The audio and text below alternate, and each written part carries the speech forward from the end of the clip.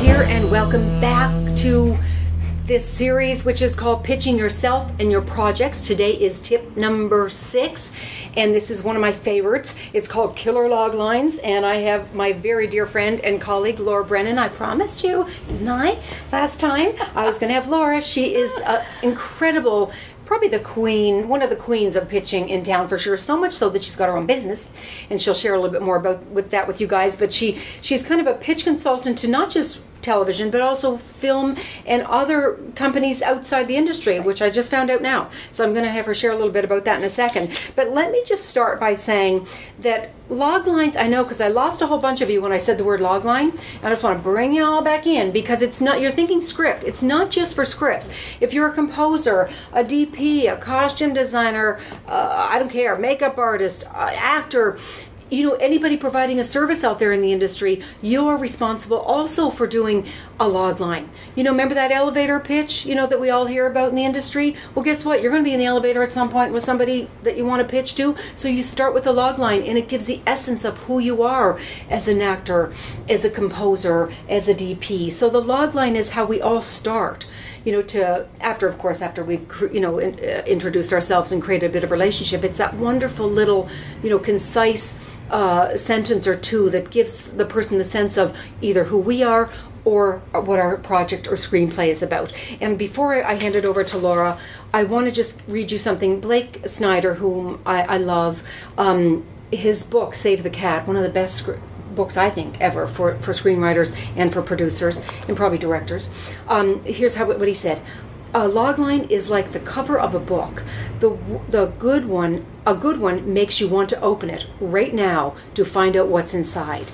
That kind of sums it all up. So I think with that note, I'm going to then hand it over to you, Laura, and have you talk about this whole idea of killer logline and why is it so important? Well, actually, I love that quote because, in fact, what a logline does is it starts a conversation. Oh, brilliant. Oh, and good. And that's all it does. That's all you need to do, which is why I also like the term killer logline, because you have to be ruthless.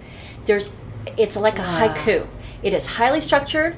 It is short, and it's designed simply to get them to say, "Ooh, tell me more." Oh, that's great. So it's kind of like 80% of the sale in a way. If I can get somebody to say, "Tell me more," yes, I'm partway there. Actually, absolutely. It's certainly the single most important thing in terms of starting a conversation and making that next step. So, so in terms of being highly structured, there are 2 parts to it. Okay. And that is true whether you're pitching a script or whether you're pitching yourself. I'm going to start with the script because it's easier to see what I'm talking about. And then just map it on. Like I said, map on everything she's saying. Okay. Right. So the famous log line, one of the most famous log lines is for the movie Speed. Okay. Right? So Speed is Die Hard on a bus. Okay. Okay? Nice and short. Okay. And I want to know more. Yeah, like right away, right? Well, yeah. And the reason is there are 2 parts to it. And the first part is where you prep their listening. Do not skip this part. Okay. You prep their listening. So Speed is Die Hard. Okay. Tells them what they're going to hear. It's a movie. It's a thriller. Okay. And it's a very specific genre of one man facing sort of a master enemy. Got it. And it's accurate, right? That's what Speed is. I can visually, I can see it. Yeah. So Speed is Die Hard. It should be accurate, and it should tell them really what they're going to hear. All right. The second part is on a bus. What the second part should be is the single most important thing about your movie. Okay. Told in the juiciest possible way. Okay. And you would not necessarily think that the words on a bus are particularly juicy. But in fact, in this context, it's so absurd. Yeah. It's Die Hard on a bus. Yeah. That you actually want to see, ooh, how did they pull that off? Yeah. Oh, that's so good. Something funny or self-deprecating or just a little unusual or absurd is excellent. That's a great way to do it. Because it makes me want more. Right. I want to know more. But the other thing is, and I can visually see it. If it's not your thing, it also tells you it's not your thing, and no more time is wasted. Exactly. Right away. I know right away. You know, it's not for my company because I'm doing, for example, if it's somebody doing art house films. Right. I know right away. Right. I hear you. And that's good. That's actually fine. That's a good thing. If they know right away that it's not for them, they can say, well, what else have you got? Yes. So don't fib. Don't try to make it for everybody because what we'll end up doing is closing that door. Oh, that's great. So an accurate log line not only sells the project, but it also sets you up as being someone of integrity. Like, they can trust you. Right. This is exactly what it is. I'm not fabricating in any way. I'm being honest. Right. Okay, I clear. It's I got hard it. on the bus. Clear. So you also need that, though, for you. Like, you need to have a log line for every single one of your projects. Okay. But you also need to have a log line for yourself. Even as a writer, not just. Oh, absolutely. Got it. As a Okay, writer, listen. you need to know what it is you do well, what it is that's special.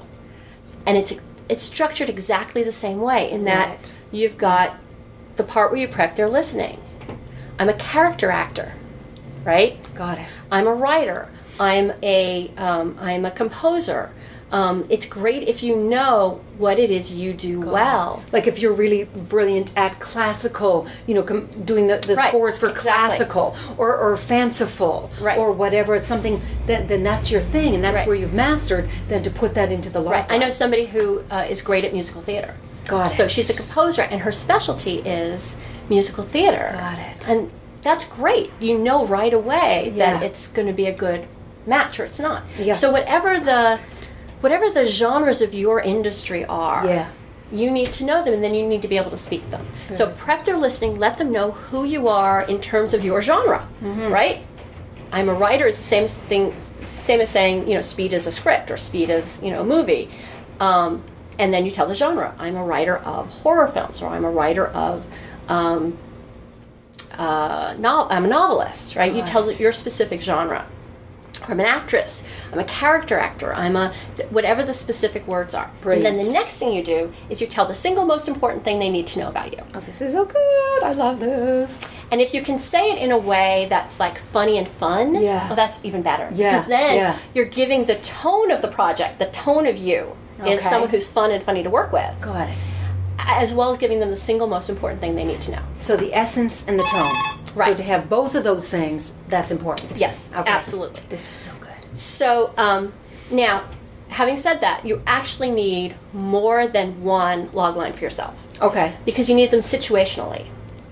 I got it. There are moments where you're Okay. gonna be at a networking event. It's a cocktail party. You're gonna Right. speak yourself in a different way Yeah. than you're at a business presentation. Right. Right. Right. So you need to have more than, it's like here's one for me, and I don't use it all the time. I use it sometimes. Oh, this is good. This is so good. Okay, Which go is, ahead. I tell people, that I'm a writer. Yes. And who I actually am is I'm the goddess of structure. I'm the goddess of structure. Yeah. That's what I bring to the table. Got if it. there's something wrong with your second act, Yeah. I can help. Got it. If you want a dialogue polish, you're looking to pump up the jokes. Yeah. I'm not your girl. Got it. Like, it's okay that I'm you're- not your girl for and that. you're being really honest about Yeah. this is what my specialty is. Right. I can see even for actors how you would want to have different log lines because Exactly. you end up being in the elevator, with somebody who's doing, and let's say you are a perfect, for Right. that rock climbing gal, sports kind of, whatever kind of project, maybe a log line for that. And then what if it's kind of more of a sexy, sultry, Kim Basinger kind of role? Different log Then a line. different log line, but yet it's still a part that I could play, for example. But the problem is know? that people think they're good at everything. Yeah. And you can't do that. You Yeah. can't have a one-size-fits-all. Yeah. You've got to be honest with yourself. Even if you want both the sexy parts and the sporty parts, and you could do both. Right. You still need to figure out what it is you really are good at Okay. is Got it. taking the heart of an action character Yeah. and making that come through. Very good. Right? If that's the thing you're really good at, then they can see that it would work well in the, for the Catwoman. It would work great for Catwoman. Got it. But it also works well for the mountain climber. Got it. And I think you're right. Going back to what you said, I think we use that word chameleon too much. don't do that. I can play any part. I can do anything. I can score any kind of move. I can, whatever. It's like No. saying you're a people person. It just fades into the background. It makes me just is crazy. your wallpaper. Yeah. Oh, no. It makes me crazy. It's probably the worst thing you could do. It's so much better to be specific and clear. My husband kind of decided early on to pigeonhole himself. Mm-hmm. And people think it's a bad thing, pigeonhole. Not in this industry. Guess what? The people who have pigeonholed themselves, they're working. Right. He loved sci-fi back then. He loved it. And his first job was with the Highlander. He loved it. And he worked nonstop for the past 16 years because he specialized in an area that he loved. Right. Instead of saying, oh yeah, I can write anything, he knew this is the area I love at this time. This is where I'm an expert at it. Right. And he became an expert at it. Well, I have clients who are not in the entertainment industry. Got it. But they're experts in their field. Got it. And so what it is for them is that because they're experts, they're invited on television panels. Right. And they need to have a log line for whatever it is they're going to address. Right. Because the other thing a log line does, in addition to opening up the conversation, is that a good log line, it's like the perfect little black dress. In that you know it's right, you know you look great with it, and so you feel really confident. And so for them, it's figuring out what that log line is for whatever it is they've been invited to talk about. But it's the same thing. You prep their listening. You start by saying something like, if this is true, you start by saying, I know that my position is going to be controversial. Right? You've prepped their listening. Yeah, and everybody's listening right now. Ooh, controversial. Yeah. Right? Yeah. So you know that that's going to happen. And then you follow it up with whatever your position is. So good.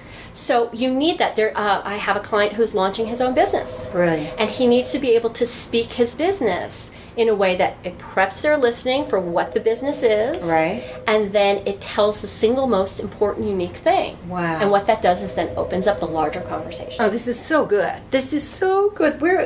Oh, God, I don't know what to say. This is just so good. Well, I want to add one more thing about log lines. Oh, I love it. Is that everybody thinks that the log line is the high concept log line. Speed on a bus, right? Yeah. Or Die Hard on a bus. Yeah, exactly. And that's not true. Got it. Sometimes, most of the time it is. Most of the time you can figure out a way to say it in one sentence and it's punchy and it's fun and you get it. Yeah. But sometimes it needs to be more special. And what people are afraid to do is they're afraid to put themselves into the moment. And so I'm going to use an example from a friend of mine. Yeah. Who is actually not a writer and would never write this, but but in fact, my friend, her father was a professional gambler, and so if she were ever going to write that, here's what I would have her do: is I'd have her say, before I tell you about my story, right, I need to tell you a story, which is that when I was 7 years old, I walked home from school with my sister, and there were moving vans in front of my house. And it wasn't actually the first time it had happened, but it's the first time I remember it happening. And it happened many, many, many times after. Mm-hmm. Because my father was a professional gambler. Mm. And I never knew from one day to the next if I would be going to sleep that night in a mansion or in the car. Got it. And it's a hard way. That's brilliant. Yeah, exactly. My story, my script or my novel is about a man who is only alive when he's living on the edge and gambling. Got it. Oh, this is so good. So already you've kind of set them up for for what they're going to be listening for. Right, and then you put in that that's what the story is, and it's it's about this man and it's about the family that loves him. Right. How would you not want to read that? Oh my God! You would want to read that. Oh, right away. It's like as soon as you shared that little bit, it's like, oh my God, I want to know what happens next. What happens next? So you can't be afraid of, especially when it's something from your life or from the heart or something that you're passionate about. You've got to be able to put in your passion and put in, but it goes in the thing is people put it in the second half, and it doesn't go there. No, it goes in the first half. It goes when you're prepping their listening. Oh, because then I'd be on the edge of my seat. Right. Got it. It's perfect. And then you almost need to say nothing more. It's brilliant. Oh, this is so good.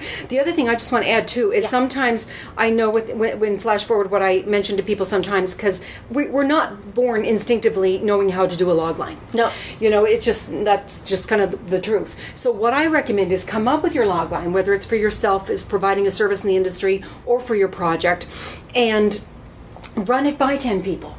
Run it by your friends and colleagues in the industry or whatever industry. And if people are saying, you know what, it's too long, it's too wordy, the adjectives are too generic. Or they don't get it. There you go. Perfect. Right. Then please start to tweak and tweak. I mean, for Kate and I, when we used to do our log lines for the projects that we optioned, it would take us a week just to do one log line. You know, it's because we would tweak and tweak and tweak and tweak until it became perfect, until it became that sizzle. You know, that real sizzle where it's like 80% of the cell. Right.